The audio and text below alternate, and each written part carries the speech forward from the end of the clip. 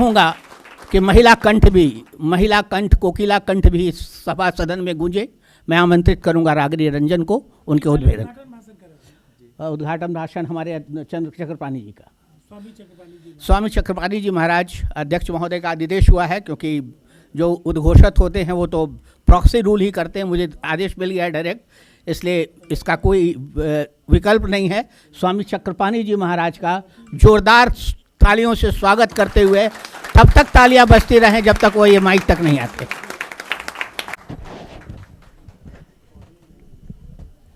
श्री चंद्रदेवम शिवम अद्वितीयम भस्माव शशि सुब्रमण्यम। आज बड़ी प्रसन्नता की बात है कि हमारे राजीव रंजन जी जो ग्लोबल कायस्थ कॉन्फ्रेंस के माध्यम से बहुत ही कम समय में एक कार्यक्रम का दिल्ली में आयोजन करते हैं। और देखो सफलता का ये एक पैमाना है कि लोग इनके प्रेम, इनके विश्वास में सभी लोग आते हैं, और ऐसे लोग आते हैं कि कुर्सी की कमी पड़ जाती है। तो ये सफलता एक बहुत बड़ी कायस्थों के कार्यक्रम में, कायस्थ संगठनों के कार्यक्रम में मैं पहली बार देख रहा हूँ राजीव रंजन जी, मैं इसका आपको श्रेय दूंगा, बधाई दूंगा कि पहली बार कुर्सी की कमी हुई है। नहीं तो मैं कई कार्यक्रमों में जाता हूँ और कुर्सी देख करके मैं मेरे भी आंख से आंसू आता है और कुर्सी भी शायद रोता है कि यार कोई पूछने वाला मेरे है ही नहीं यहाँ पे। जबकि चूँकि मेरा जन्म तो कायस्थ परिवार में हुआ, मुझे बड़ा गर्व है कि मेरा भी जन्म कायस्थ परिवार में हुआ। और मेरा बचपन का नाम राजेश श्रीवास्तव था, लेकिन अध्यात्म क्षेत्र में आने से स्वामी चक्रपाणी महाराज हो गया। लेकिन अपने जैसे जननी जन्मभूमि स्वर्गादपि गरीयसी जन्मी, जैसे जन्मभूमि स्वर्ग से भी महान होता है, वैसे ही जिस कुल में जिस जाति में जन्म लिया उसको तो कभी कोई भूल नहीं सकता, क्योंकि वो मेरा मूल है। तो जब भी हम अपने कायस्थ संगठन और इसके कार्यक्रम में आते हैं तो हम एज एक मुख्य अतिथि बन के नहीं, बल्कि एक परिवार के सदस्य के रूप में हम आते हैं। और मुझे बड़ा आत्मीयता एक नज़र आती है कि अब हम परिवार में लगता है आए हुए हैं। जैसे कोई जाता है, चारों तरफ घूमता है, अनेक राजनीतिक सामाजिक गतिविधियों में हिस्सा लेता है, और लेने के बाद शाम को थकता है, और थकने के बाद वो जाता है अपने परिवार में। अच्छा, कुर्सी तो देखो सभी भर चुकी है, लोग खड़े भी हैं, लेकिन एक चीज़ें हैं जो मैं देख रहा हूँ कि हमें लगता है कि इस वो में सभी लोग अगर जो अपनी मोबाइल को स्विच ऑफ करें या साइलेंट करें, तो हमें लगता है आज का ये जो बैठक है इसमें बहुत कुछ उभर के आएगा और वो देश और समाज के लिए हितकर होगा। क्योंकि जो राजीव, हम देखो जब भी जो पूजा करता है स्विच ऑफ कर देता मोबाइल। अब देखो मैं आया, मोबाइल में मैंने पकड़ा दिया पीएसओ को, मैंने कहा तुम रखो। कहीं भी हमें 100% समय देना होगा। अगर हम समाज के लिए अपने प्रति ईमानदार हैं तो ये समझ लो कि जब उस काम को कर रहे हैं तो 100% करें, तभी सफलता मिलेगी। हम सिर्फ फेसबुक से, सिर्फ हम व्हाट्सएप पे अंगूठा दिखा के किसी को सहयोग नहीं कर सकते। हमें एक दूसरे से जुड़ना होगा, आत्मीयता दिखानी होगी। ऐसा नहीं कि मैं यहाँ बैठा हूँ और घर पे और दोस्तों से बातें कर रहे हैं, फ़ोन तो आ गया, उसको क्या पता आप कहाँ बैठे हैं। लेकिन ये हमारी जिम्मेदारी होती है। कायस्थ एक जाति नहीं है। मैं आपको बताना चाहता हूँ, राजीव रंजन ने बहुत बढ़िया कहा, राजीव जी ने, कायस्थ एक जाति नहीं है। मैं स्वामी शंकराचार्य जी के साथ था एक बार, चूँकि मैं बचपन से ही साधु हो गया। 2 मिनट बैठ जाए ना भाई, शांत रहिए। तो क्या हुआ कि वहाँ पे चर्चा होने लगी, काफ़ी लोग थे, बोले स्वामी जी आप ब्राह्मण कुल में जन्म होते तो शंकराचार्य 100% हम लोग बनाते। तो मैंने कहा अच्छा ऐसा क्या है? तो बोले कि ब्रह्मा के मुख से ब्राह्मण की उत्पत्ति हुई। तो मैंने कहा अच्छा मराश्री और छत्री की, तो अब जैसे सब लोग जानते हैं पौराणिक बातें हैं, बाजू से भुजाओं से छत्री की उत्पत्ति हुई, उदर से वैश्य की हुई, और चरण से जो है दलित की हुई, जैसे जो कहा जाता है शूद्र कहा जाता है। तो मैंने कहा महाराज आपको लेकिन ये नहीं पता कि कायस्थ की उत्पत्ति कैसे हुई। देखो एक एक अंग से हर वर्णों की उत्पत्ति हुई, लेकिन कायस्थ की उत्पत्ति ब्रह्मा की पूरी काया से हुई। ये बताओ कोई किसी को जूठा दे देता है, मैंने कहा महाराज जी बताओ मैं जूठा छू करके कुछ दूंगा आप खा लेंगे? नहीं खाएंगे, अशुद्ध माना जाएगा। और हर एक अंग अपने आप में अलग अलग है, लेकिन कायस्थ जो है और भगवान चित्रगुप्त वो पूर्ण परमात्मा है और पूर्ण ब्रह्मा की काया से उत्पन्न हुए हो, कोई एक अंग नहीं है। जब कोई जातियां जब और कायस्थ की उत्पत्ति क्यों हुई? कायस्थ कभी वाद इसीलिए नहीं करता, उसके डीएनए में वाद नहीं है। आप देखोगे कि दूसरे को सहयोग कर देगा, अपने कोई नहीं करेगा। उसका कारण ये है कि जब उन्होंने ब्रह्मा जी ने बनाया कि देखो चार पहिए तो है, लेकिन जब फंस जाए, जब आपन में कंफ्यूजन होने लगे, चारों अंग आपस में लड़ने लगे, तो इसकी मध्यस्थता कौन करे, इसका जजमेंट कौन करे? तो उन चारों के ऊपर किसी को जज बनाया गया, तो कायस्थों को बनाया गया। आप देखो चाहे राजनीतिक क्षेत्र में देश को दिशा देने का काम जयप्रकाश नारायण जी ने किया, चाहे देश के प्रथम राष्ट्रपति के रूप में राजेंद्र प्रसाद आए जिन्होंने देश को संविधान देने का काम किया, चाहे सच्चिदानंद सिन्हा ने देश को संविधान देने का काम किया, चाहे आप देखो जब पूरे देश में धर्म की बात रखनी होती थी तो किसने रखा? स्वामी विवेकानंद ने रखा। ये सब कोई वादी नहीं थे, ये तो राष्ट्रवादी थे। हर कायस्थ अपने आप में राष्ट्रवादी होता है, मैं आपको बताना चाहता हूं। और इसीलिए आज आवश्यकता है समय की एकजुट होने की। राष्ट्रवादियों तुम बिखरो मत, इस राष्ट्र को बचाना है तो तुम्हें एक मंच पे आना होगा और एक साथ जुड़ना होगा। आप अगर मजबूत होगे तो समाज मजबूत होगा, राष्ट्र मजबूत होगा। आपका ये स्थिति क्यों है? अगर 10 लोग ईमानदार लोग हैं, अलग अलग कर दो। आपने गुरु नानक देव जी का सुना होगा कि किसी गांव में जाते हैं, उनको उपेक्षा हो जाती है तो आशीर्वाद देते हैं कि ये गांव बस जाए। दूसरे गांव में जाते हैं, उनका खूब सम्मान होता है, वो कहते हैं ये उजड़ जाए।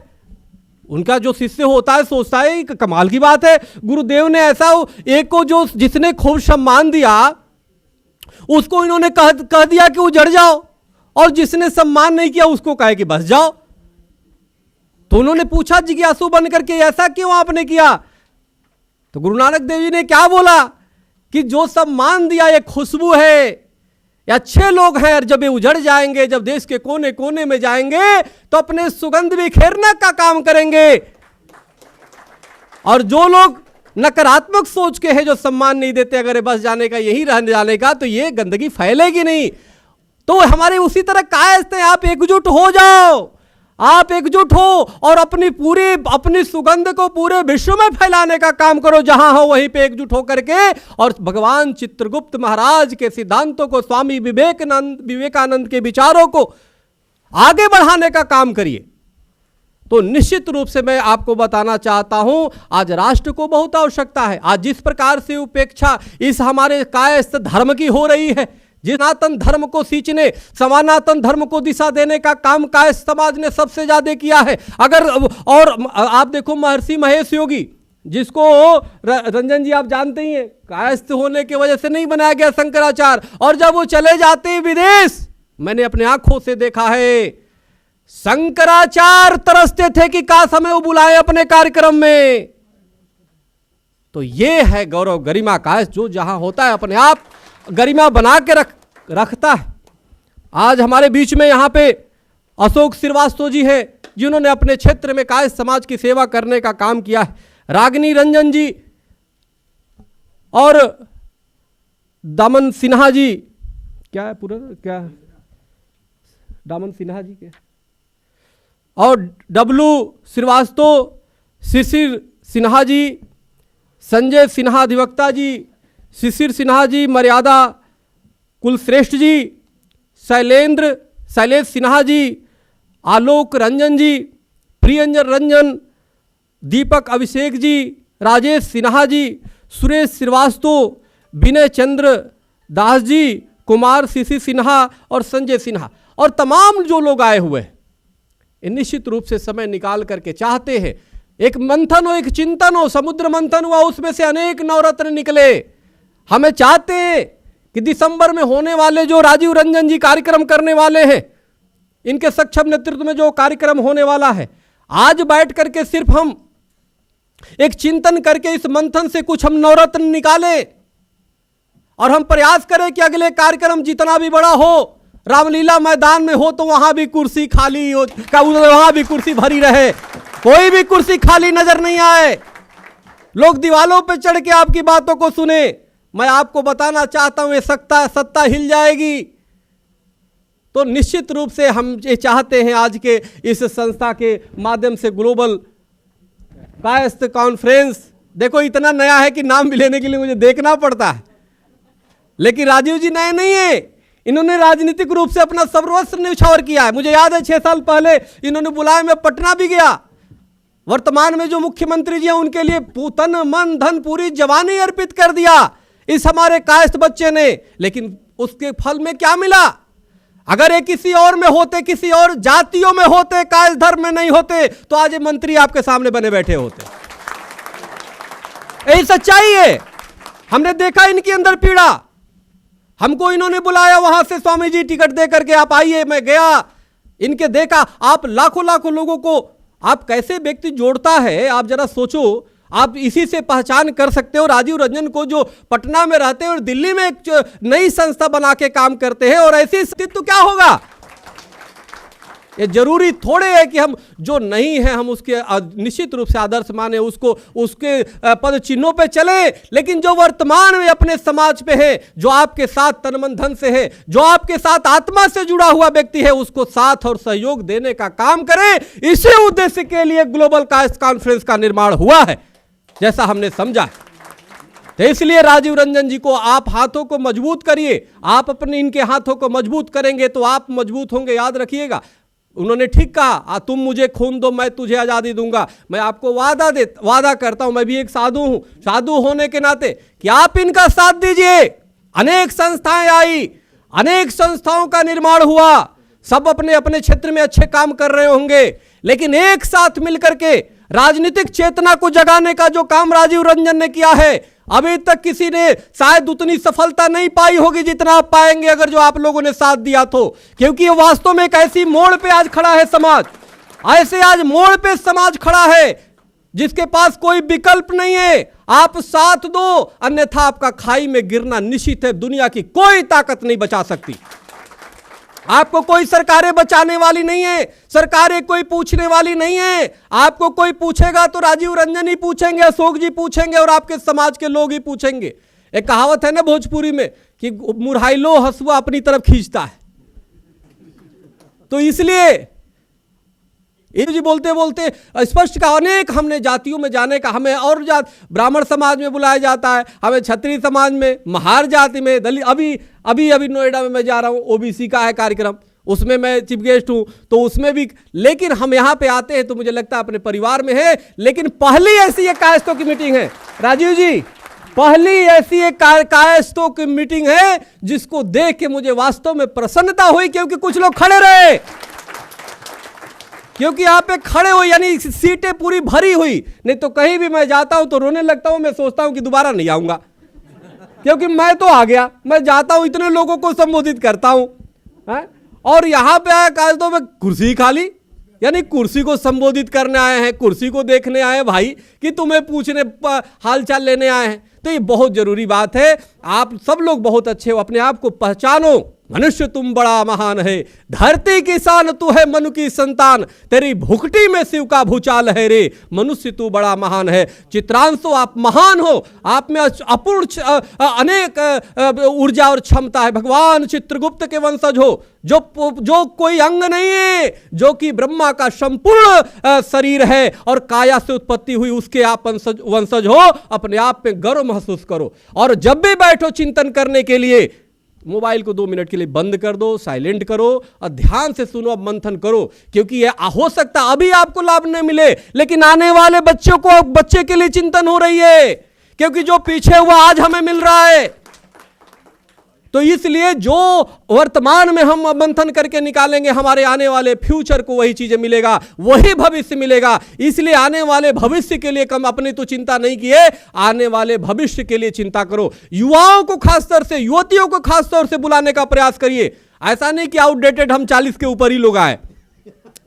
युवा युवतियों को भी लाने की जरूरत है, उनके अंदर भी प्रेरणा डालने की आवश्यकता है। ऐसा नहीं युवा युवती सोचे तो सब बुड्ढों का काम है, छोड़ो हमारा काम नहीं है। बाद में 40 के बाद वो भी सोचेगा, जब चारों तरफ से धक्का खाएगा तो सोचेगा वो। इसलिए उसको पहले बताना जरूरी है, तुम उसको गर्व कराना अनुभव बहुत जरूरी है, तभी वो समाज के लिए, धर्म के लिए, राष्ट्र के लिए काम कर सकता है, तभी चित्रांश के लिए काम कर सकता है। इसलिए देखो भाई, जब मैं साधु होकर के, मैं हिंदू महासभा का राष्ट्रीय अध्यक्ष हूं, संत महासभा का राष्ट्रीय अध्यक्ष हूं, राम मंदिर का केस हमने लड़ा। आप देखो राम मंदिर का जो जजमेंट आया उसमें सबसे ऊपर मेरा है 2636 अपील नंबर, और जजमेंट में 10 जगह हम लोग का जिक्र है। आप जरा सोचो, आपको गर्व होना चाहिए। उसको भी लड़ने वाला चित्रांश है, जीतने वाला, जिसमें पूरी दुनिया वो है। एक दाऊद इब्राहिम था आतंकी, उसने चैलेंज किया, उसको भी गाड़ी लेके मैं फूंक दिया गाजियाबाद में। उसको भी कई चैलेंज किया तो कायस्थी तो रंजन जी। लेकिन देखो अन्य जातियां तो खूब हमें स्वागत किया, कोई रंजन जी कोई नहीं पूछा तो कायस्थी नहीं पूछे हमें। तो खैर कोई बात नहीं, हमेशा दिया तले अंधेरा रहता है, मैं क्या बोलूं। लेकिन खैर एक बात है कि आप लोग अपने को गर्व महसूस करो। मैं टीवी पे कई बार चर्चा होती, कोई सोचता है कि मैं इसको झुका दूंगा, कुछ बोल दूं, आप तो ये थे नाम। मैंने कहा हाँ वो तो मुझे गर्व है भाई, ये तो तूने कहा कि मेरा सीना और चौड़ा कर दिया। गर्व करना चाहिए, हमें शर्म नहीं, गर्व है। तो इसलिए आप सब गर्व करो और चिंतन करो, इस यहाँ से कुछ नवरत्न निकले। मैं पुनः जो है राजीव रंजन जी को बहुत बहुत बधाई देता हूँ। और याद रखो ना, नेता तो बहुत हो जाते हैं, आज हमें कार्यकर्ता की आवश्यकता है। हमारे सबसे बड़ी बात है, इतनी संगठन है अपने यहाँ का हिस्सों में, इतनी है, हर व्यक्ति अध्यक्ष लिखता है, हर व्यक्ति महामंत्री लिखता है, लेकिन हम कहेंगे कि एक सिर्फ नेता बनाओ राजीव जी को। मैं आपको बता दूं, ये हजारों नेता बना देंगे, हजारों नेता बना देंगे। तुम्हें पूछने की आवश्यकता नहीं है, तुम्हें जो चाहिए वही मिलेगा, जिस पार्टी में हो वही तुम्हें। क्या इन्होंने कहा? इन्होंने कहा कि जो जहां पे उसको सहयोग करो। ये समझो कि जनसंख्या की काउंटिंग हो रही है, तो ये बहुत बड़ी संदेश है। आप इन पे एक नेता बनाओ तो हजारों नेता बन जाओगे। जब सब आप खुद ही अपने आप को नेता बनने लगोगे तो एक भी नेता नहीं बनोगे, सब मारे जाओगे। वो चिड़िया वाला सुने हो ना, पक्षी कोई इधर भाग रहा है कोई उधर भाग रहा है, जाल में फंसा हुआ। लेकिन जब एक मुखिया ने कहा कि एक दिशा में बढ़ो, और एक दिशा में वो बढ़ते हैं सभी पक्षी, और वो जाल लेकर के भाग जाते हैं, आंखें तक देखता रह जाता है। तो ये एक दिशा में चलो। आज ये ग्लोबल कास्ट कॉन्फ्रेंस है, इसके माध्यम से पूरे संदेश दो, जितनी संस्थाएं सब आए यहाँ पे, एक महासमुद्र के रूप में ये काम करेगा और सबको दिशा देने का कार्य करेगा, सबको सम्मान देने का कार्य करेगा। जो बड़े बुजुर्ग हैं उनको भी सम्मान हम देंगे, जो छोटे बच्चे हैं उन्हें भी हम प्यार देंगे, जो युवा हैं वो भी इससे जुड़ करके काम करे, तो भी तो आपका भविष्य उज्जवल है। अन्यथा अंधकार में तो हम लोग जी रहे हैं, अंधकार में जी रहे हैं। जब राजीव रंजन जैसे लोग और तमाम समाज के जो काम कर रहे हैं उनको राजनीतिक हिस्सेदारी नहीं मिल पाती है, जबकि एक ऐसे टुच्चों को मिलती है जो, लेकिन उनका सौभाग्य होता है कि किसी दूसरे जाति से संबंध रखते हैं। राजीव रंजन की दुर्भाग्य है, हमें दुर्भाग्य ही कहेंगे कि वो कायस्थ से है और कायस्थ से एकजुट नहीं है, जिसलिए हमारे कायस्थ नेताओं को उपेक्षा का सामना करना पड़ता है। इसलिए ऐसा ना हो। इसलिए आप देखो, अब जरा सोचो, मैं तो कायस्थ होकर के मैं यहां पे आके खूब चिल्ला दिया, आप सोचोगे, अब आप चिल्लाने में शर्माओगे, कहीं जाने में बोलोगे नहीं। आप गर्व महसूस करो, क्योंकि हर कायस्थ अपने आप में एक राष्ट्रभक्त होता है। आप सब लोग एकजुट हो और संस्था को मजबूत करो, राजीव रंजन जी को मजबूत करो और अपने आप को मजबूत करो। बस इन्हीं चंद शब्दों के साथ जय चित्रांश। ऊंची आवाज में बोलो, भोजन की भी व्यवस्था बढ़िया इन्होंने किया है। जय चित्रांश, जय चित्रांश, जय चित्रांश। राजीव रंजन संघर्ष करो, राजीव रंजन आप संघर्ष करो, राजीव रंजन आप संघर्ष करो। देख लो राजीव जी, कोई भागेगा नहीं, सब आपके साथ है। हाँ। देखो राजनीतिक में तो कई बार हम तुम्हारे साथ है, पीछे से लोग गायब हो जाते हैं, ऐसा ना करना, एकदम डट के रहना। हम खुद साधु हैं, मैं रहूंगा आपके साथ। चलो इसी के साथ बहुत बहुत धन्यवाद। जय चित्रांश। धन्यवाद स्वामी जी। आपके अभूतपूर्व ओजस्वी उद्बोधन के क्रम में आपने बताया कि कायस्थों की उत्पत्ति कैसे हुई। शुरू में जो 4 वर्ण बनाए गए और जब इनके बीच अनुलोम विलोम विवाह शुरू हो गया और मनुस्मृति में जो दंड प्रावधान रखा गया था वो विभिन्न जातियों के लिए अलग अलग था और जाति के अंतर्गत और अतर विवाह करने के लिए, इतर विवाह करने वाले लोगों के लिए अलग था। तो ऐसी स्थिति में उनके दंड निर्धारण की प्रक्रिया में ईश्वर को मुश्किलें आने लगीं और ईश्वर ने तब हजारों वर्ष के चिंतन के बाद कायस्थ जाति को जन्म दिया। ईश्वर के लिए भी प्रॉब्लम शूटर के रूप में कायस्थ सामने आए। ये फोटो शूट का कार्यक्रम अपनी जगह पर चलता रहेगा, लेकिन मैं आपको स्मरित कराना चाहूँगा कि लास्की ने कहा था कि dissent is the essence of democracy. Democracy का सार तत्व है मत भिन्नता, और मत भिन्नता के लिए आवश्यक है मत का होना। ये कायस्थों में मतों का बहुत बड़ा संग्रह है। आइए जोरदार तालियों से स्वागत करें इस माल्यार्पण कार्यक्रम का।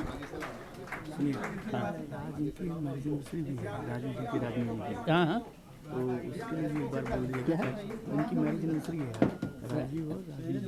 अच्छा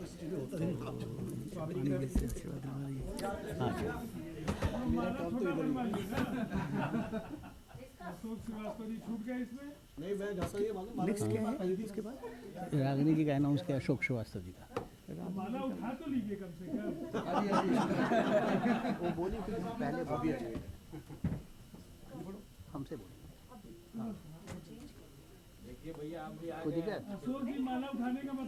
हाँ नहीं, पहले तो मेरे पास भी लिखा हुआ ही है, भार बहुत है।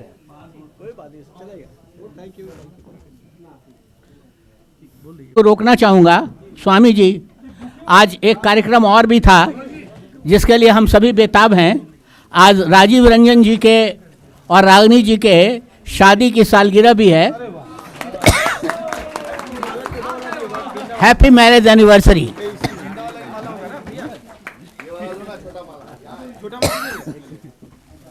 माल्यार्पण भी कराया जाए।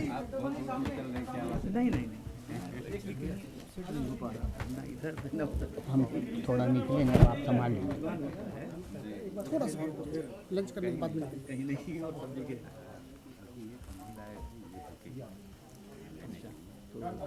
Thank you all of you. आप बताइएगा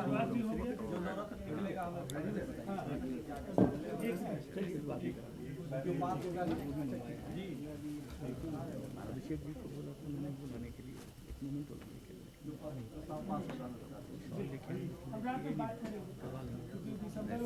आपके साथ में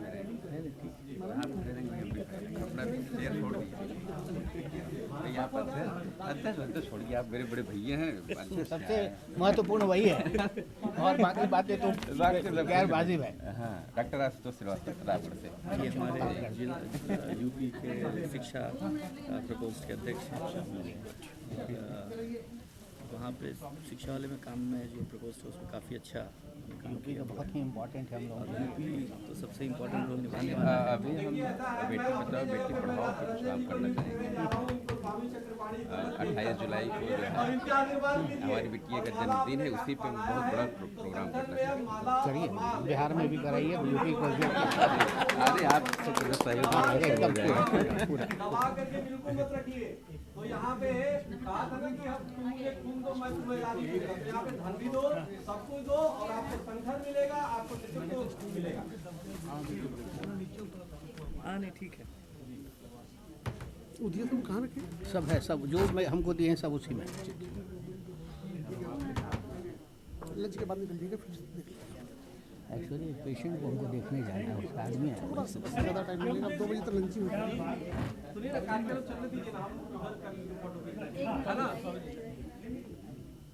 कुछ चीज़ें होती ही कोई आपका जो आकर्षण है ये बहुत ही पॉपुलेशन बढ़ रही है। पॉपुलेशन अवार्डी है डॉक्टर उनका करीब 61 हो गए।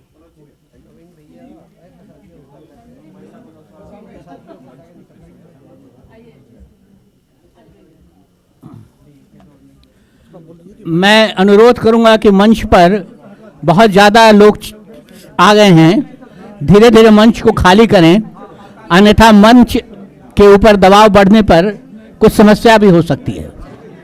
अनुरोध है कि धीरे धीरे मंच खाली करें ताकि मंच पर दबाव न पड़े। हाँ, स्वामी जी से नीचे भी मिल लेंगे।